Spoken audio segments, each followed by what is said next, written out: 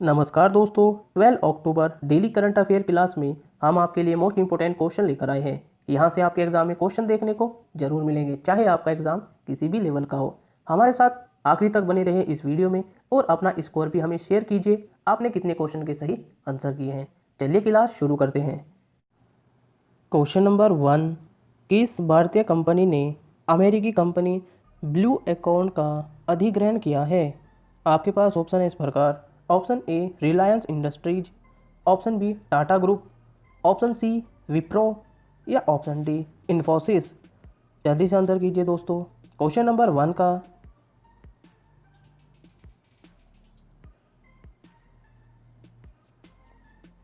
इसका सही आंसर है दोस्तों ऑप्शन ए इन्फोसिस। डिटेल में जान लेते हैं इसके बारे में। इन्फोसिस ने अमेरिका की data analyst company blue account ICI को खरीदने की घोषणा की है। कंपनी के मुताबिक यह सौदा 12.5 करोड़ डॉलर में हुआ है। इन्फोसिस की इस घोषणा के बाद आज कंपनी का शेयर BSE पर 4.45% की बढ़त के साथ 1114 रुपये पर पहुंच गया है। अगले क्वेश्चन की तरफ चलते हैं दोस्तों। क्वेश्चन नंबर 2, त्योहारों के मौसम से पहले भारतीय प्रधानमंत्री द्वारा किए गए कोविड-19 जागरूकता अभियान का क्या नाम है? आपके पास ऑप्शन है इस प्रकार। ऑप्शन ए जन आंदोलन, ऑप्शन बी जन भागीदारी, ऑप्शन सी जनशक्ति या ऑप्शन डी इनमें से कोई नहीं। जल्दी से आंसर कीजिए दोस्तों। क्वेश्चन नंबर 2 का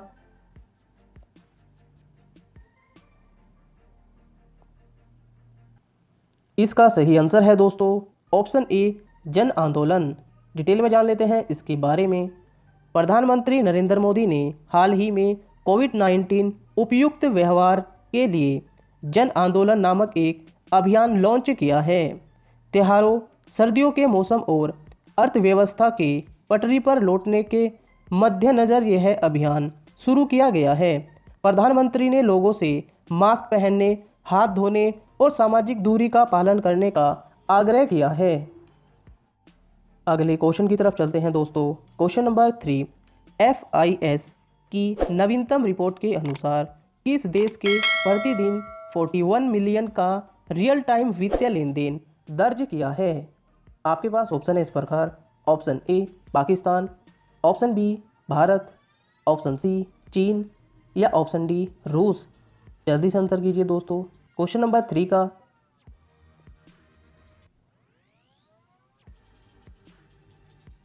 इसका सही आंसर है दोस्तों ऑप्शन बी भारत। डिटेल में जान लेते हैं इसके बारे में। वैश्विक प्रौद्योगिकी प्रदाता FIS की नवीनतम रिपोर्ट के अनुसार भारत ने प्रतिदिन 41 मिलियन का रियल टाइम वित्तीय लेन देन दर्ज किया है। यह आंकड़ा पिछले साल की तुलना में 2 गुना है और रिकॉर्ड उच्च लेन देन का मुख्य कारण कोविड-19 महामारी है। विकास दर के संदर्भ में बहरीन 657% की वृद्धि के साथ सूची में सबसे ऊपर है। अगले क्वेश्चन की तरफ चलते हैं दोस्तों। क्वेश्चन नंबर 4, हाल ही में किस राज्य द्वारा ट्री ट्रांसप्लांट पॉलिसी को विकसित किया जा रहा है? आपके पास ऑप्शन है इस प्रकार। Option A Bihar, option B Kerala, option C Delhi या ऑप्शन डी तमिलनाडु। जल्दी से आंसर कीजिए दोस्तों। क्वेश्चन नंबर 4 का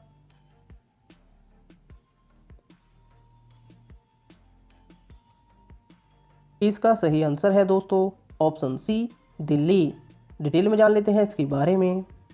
दिल्ली सरकार ने कैबिनेट ने राजधानी में ट्री ट्रांसप्लांटेशन पॉलिसी को मंजूरी दे दी है। इसके तहत अब किसी भी प्रोजेक्ट में आने वाले पेड़ों में से 80% को ट्रांसप्लांट करना अनिवार्य होगा। मुख्यमंत्री अरविंद केजरीवाल की अध्यक्षता में शुक्रवार को हुए कैबिनेट की बैठक में प्रदूषण नियंत्रित करने को लेकर 2 महत्वपूर्ण निर्णय लिए गए। दूसरा निर्णय कनॉट प्लेस में स्मॉग टावर लगाने का रहा है। बैठक के बाद डिजिटल प्रेस वार्ता में केजरीवाल ने कहा कि प्रोजेक्ट में आने वाले पेड़ों में से 80% को ट्रांसप्लांट करने के साथ ही जितने पेड़ काटे जाएंगे उससे 10 गुना पौधे लगाए जाएंगे। अगले क्वेश्चन की तरफ चलते हैं दोस्तों। क्वेश्चन नंबर 5, वर्ल्ड बैंक ने वित्त वर्ष 2020 और 21 के लिए भारत की जीडीपी ग्रोथ रेट कितने प्रतिशत रहने का अनुमान लगाया है? आपके पास ऑप्शन है इस प्रकार। Option A 2.5%, option B 9.6%, option C 5.5% या ऑप्शन डी 6.5%। जल्दी से आंसर कीजिए दोस्तों। क्वेश्चन नंबर 5 का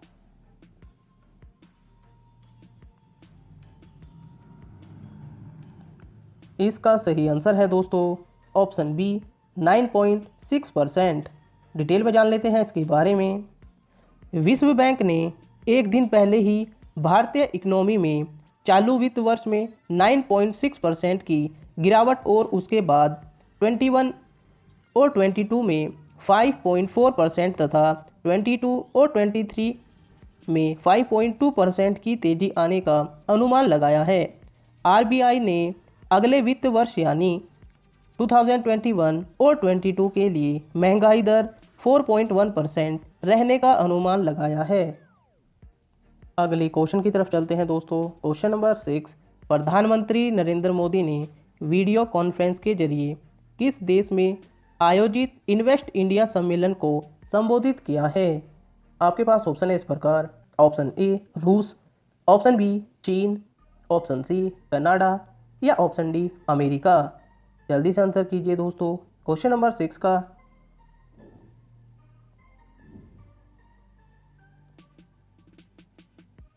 इसका सही आंसर है दोस्तों ऑप्शन सी कनाडा।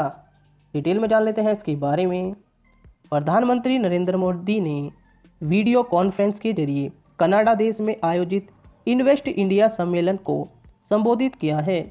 इस सम्मेलन में भारत और कनाडा के बीच रिश्तों को और नई ऊंचाई ले जाने के विशेष जोर के साथ आयोजित किया गया है। अगले क्वेश्चन की तरफ चलते हैं दोस्तों। क्वेश्चन नंबर 7, सरला पुरस्कार 2020 से किसे सम्मानित किया गया है? आपके पास ऑप्शन है इस प्रकार। Option A Nityanand Nayak, option B Ravi Nayar, option C Arun Pawar या ऑप्शन डी आरती गुप्ता। जल्दी से आंसर कीजिए दोस्तों। क्वेश्चन नंबर 7 का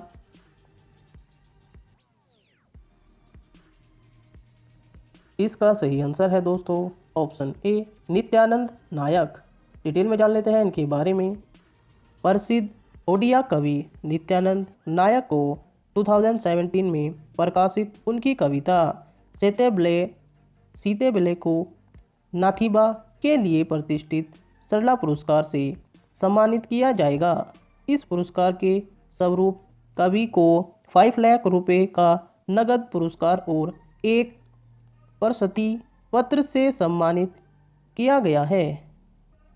अगले क्वेश्चन की तरफ चलते हैं दोस्तों। क्वेश्चन नंबर 8, हाल ही में युद्ध सेवा मेडल पाने वाली पहली महिला निम्न में से कौन बन गई है? आपके पास ऑप्शन है इस प्रकार। Option A Avani Chaturvedi, option B Minty Agrawal, option C Bhavna Kanth या ऑप्शन डी शिवांगी सिंह। जल्दी से आंसर कीजिए दोस्तों। क्वेश्चन नंबर 8 का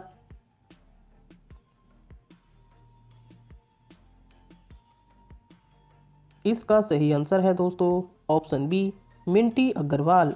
डिटेल में जान लेते हैं इनके बारे में। मिंटी अग्रवाल को एयरफोर्स डे पर युद्ध सेवा पदक से सम्मानित किया गया है। वह पहली महिला है जिन्हें युद्ध सेवा पदक मिला है। वायुसेना दिवस पर air chief marshal RKS Bhadauria ने मिंटी अग्रवाल को पदक से सम्मानित किया। बालाकोट एयर स्ट्राइक की कार्यवाही में स्क्वाड्रन लीडर मिंटी अग्रवाल ने उड़ान नियंत्रक की अहम भूमिका निभाई थी। अगले क्वेश्चन की तरफ चलते हैं दोस्तों। क्वेश्चन नंबर 9, यूरोपीय संघ की संसद ने 2030 तक कितने प्रतिशत उत्सर्जन में कटौती के लिए मतदान किया?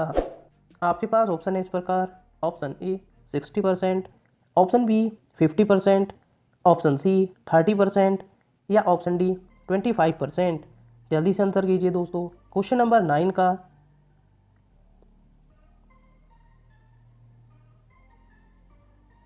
इसका सही आंसर है दोस्तों ऑप्शन ए 60%। डिटेल में जान लेते हैं इसके बारे में। यूरोपीय संघ की संसद ने 1990 के स्तंभों की तुलना में 2030 तक उत्सर्जन में 60% तक की कमी लाने के लिए अपने जलवायु लक्ष्य को अद्यतन करते हुए मतदान किया। इससे पहले यूरोपीय संघ ने 2030 तक 40% उत्सर्जन को कम करने का लक्ष्य रखा था। विश्व वन्य जीव कोष और अन्य गैर सरकारी संगठन 2030 तक उत्सर्जन में कम से कम 65% कमी पर जोर दे रहे थे। जर्मनी की अध्यक्षता के तहत मतदान किया गया। चीन दुनिया में सबसे बड़ा कार्बन उत्सर्जक है। अगले क्वेश्चन की तरफ चलते हैं दोस्तों। क्वेश्चन नंबर 10 लास्ट क्वेश्चन है दोस्तों। क्वेश्चन ऑफ द डे, हाल ही में किस राज्य में किसान रथ मोबाइल ऐप को लॉन्च किया गया है?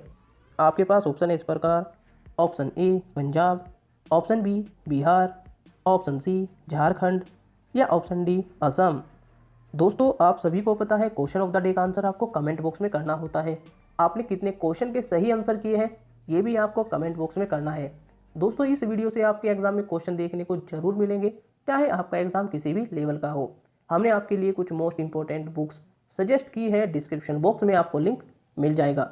वीडियो पसंद आए तो ही चैनल को सब्सक्राइब कीजिए। बने रहिए हमारे साथ। जय हिंद, धन्यवाद।